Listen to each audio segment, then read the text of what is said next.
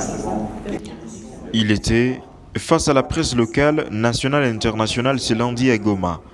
Lui, c'est Patrick Muyaya, porte-parole du gouvernement congolais et ministre de la Communication et Médias.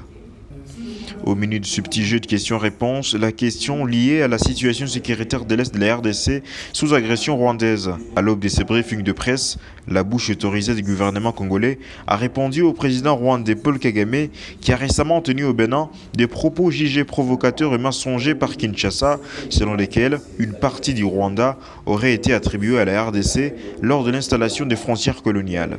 Vous allez observer avec moi qu'il a perdu un peu la boussole. Il y a quelques mois, il parlait de la traque des FDLR. Et puis on disait, il y a un discours de la haine, protection des communautés.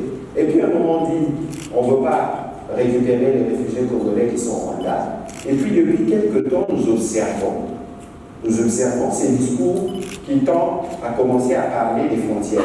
C'est des manières exprès qu'il est fait parce qu'il a l'habitude de travestir l'histoire. Il peut le faire dans son pays, le Rwanda, mais il ne peut pas le faire en République démocratique du Congo. Pour un petit rappel, en juin 2018, à Goma, ici, il y a une signature d'un accord des démarcations définitives de frontières. Souvenez-vous, à l'époque, il y avait le ministre de l'Intérieur en RDC, Henri Moura-Sakani, et James Kamara, qui était ministre de la Défense. Donc nous considérons qu'il n'y a pas de débat particulier à ouvrir sur ce sujet, si ce n'est de vouloir provoquer une fois de plus la République démocratique du Congo. Une autre épineuse question de la presse à laquelle le ministre de la Communication et Médias a répondu, c'est notamment celle liée aux membres des groupes d'autodéfense, communément appelés les Wazalendo, dont les éléments incontrôlés ont récemment été appréhendés en plein centre-ville de Goma en circulation avec les armes. Pour le ministre Patrick Muyaya, chaque citoyen congolais doit défendre sa patrie dans la droiture et dans le strict respect des instructions du gouvernement congolais.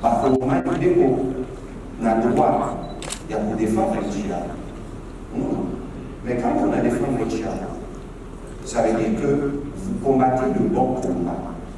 Ça nous a mis, nous avons fait des millions, et je crois que le gouvernement provincial avait bien réagi. Mais il y en a deux individus, et on a circulé au bon moment dans la logique. À quel objectif? Non. Les Ouazalendo, comme tous les Congolais, qui se battent pour le respect de l'intégrité territoriale, doivent se battre dans les normes.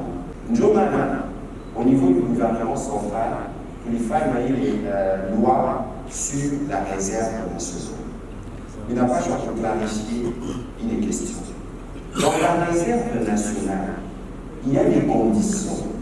Ce n'est pas n'importe qui, parce qu'il a pris une arme qui va dire, écoutez, moi je suis éligible dans la réserve non monoatale.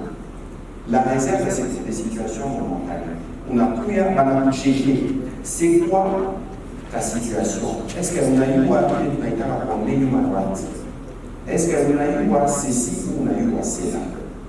Et à l'intérieur, on va vous encadrer. Comme ça va vous permettre de jouer votre rôle de manière organisée quand la patrie aura besoin de vous. Il n'a pas choix de faire. Parce que comme pour réservistes, la patrie doit appeler l'enseignement Jaffa Kouya, tout qu'on a fait pour les Wéné. Ce n'est pas de manière anarchique. Rappelons que c'est pour accompagner le président suisse Alain Berset en visite à l'est de la RDC que le ministre de la Communication et Médias séjourne dans la ville de Goma.